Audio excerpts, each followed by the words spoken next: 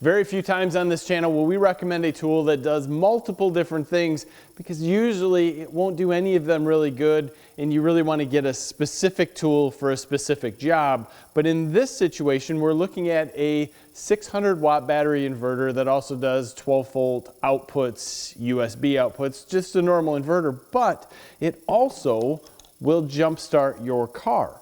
So that is something as an emergency use, lithium iron phosphate battery system like this, which will last a very, very long time, could really have its benefits. So we're gonna go through this VanPowerS AC-10 top to bottom, show you everything about it, see if it'll work for you.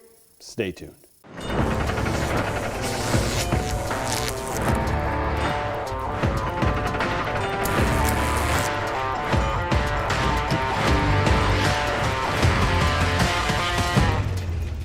So this guy is a 200,000 milliamp hour, 640 watt hour lithium iron phosphate battery inside here. So if you take the 20% rule, 15% rule of its efficiency, it's going to last under an hour putting out 600 watts. It's going to last approximately 2 hours putting out 300 watts. Now I have this propped up because this LED screen here is hard to read, and that's one of the things I'm not a big fan of on this unit. It's super easy to run. You just simply push the USB button if you want it on, push it if you want it off. It tells you what's happening, but this screen will go dark in 10 seconds or so. You can hook this guy up to a solar panel, or there is another battery that you can hook up to this to give it more power, and you would hook it up in the same way. The kicker of that is if you connect it to something else like that, this still will only charge from 0 to full in 7.5 hours. No matter if you're using the solar panel, no matter if you're using the plug-in AC adapter, or if you're using the cigarette lighter adapter from a car.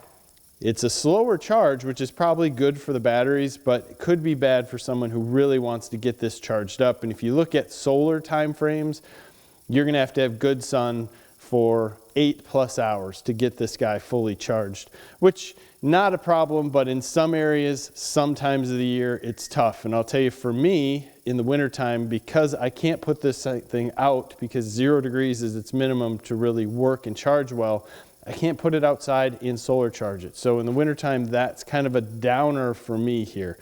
So let's just turn this AC on. We'll come up here to about 112 volts as we go through. Hopefully this shows up well. I'm trying to get everything so it fits well with the camera. What I have here is a 750 watt Milwaukee, it's 750 watts on medium anyway, a Milwaukee heat gun. Now I'm just going to turn this guy on and show you something that I find interesting. We are currently plugged in, charging, putting in 52 watts. So we'll turn this on, and there's my screen going blank again. With it plugged in, it's outputting 700 or 682 watts to this unit.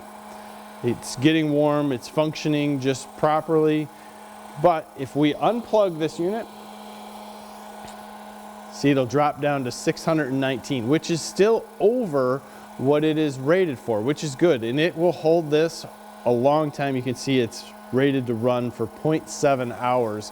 So it'll hold around 620 and have no issue continuously running at that rate. We're at 109.3. So let's just put on our min and max here. I'm going to drop this guy off and then kick it back on.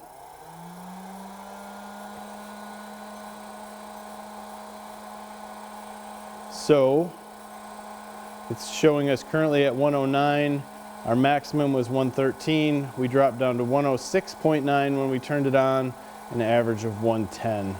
So that's still not too bad for what's happening here. It's interesting to see, I turn this back on again, that it's outputting 600 watts.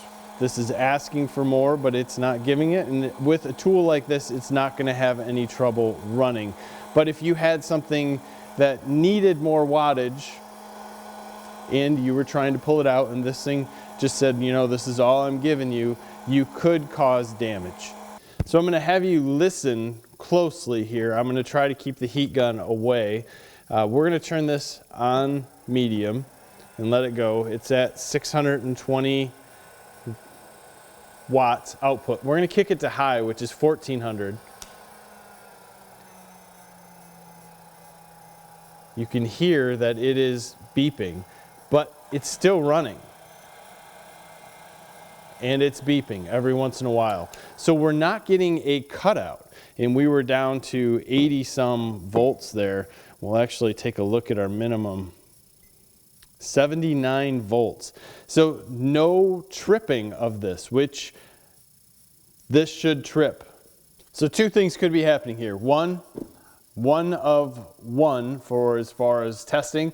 I might have a bad unit that won't trip. If you get one, test it, make sure yours will trip. If it won't, maybe you want to look at a warranty thing, or if you're okay with that, just make sure that you're never pushing this guy over the 600 watts, because you'll have a huge voltage drop, and when the voltage drops and all that other stuff happens, bad things can happen to delicate circuits. Now, if we just turn on our AC here, we should be able to pretty easily power up battery chargers and run them no issue.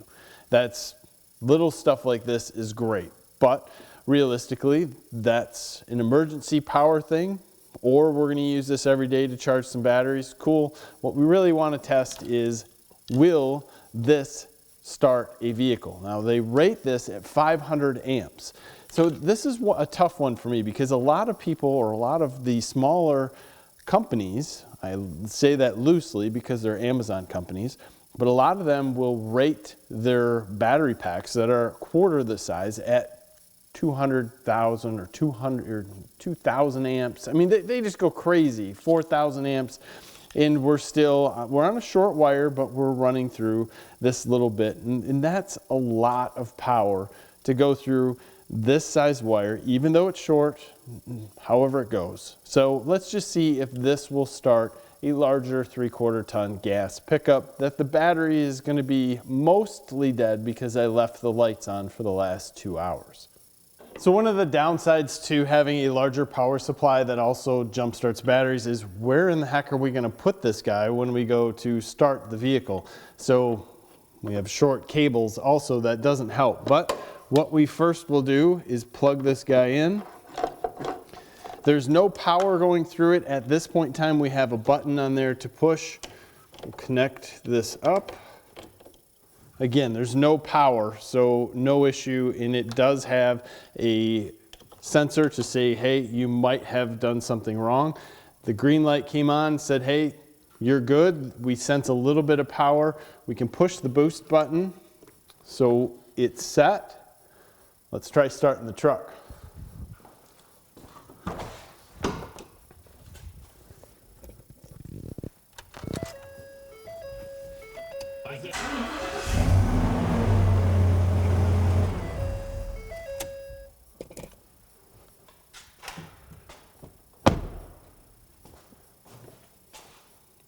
That is perfect. I'm a little hesitant without someone else here to grab this and make sure that we can unhook it and get it out of the way, but it works. Now, some cars, this isn't going to fit into very well, and that's one of the downsides of having one tool that does it all.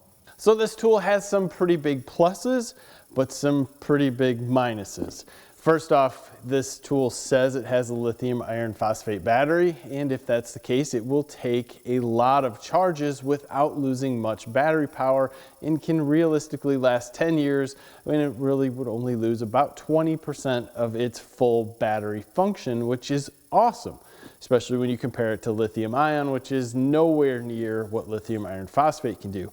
And the downside, this dude should have tripped when we clicked our heat gun on high.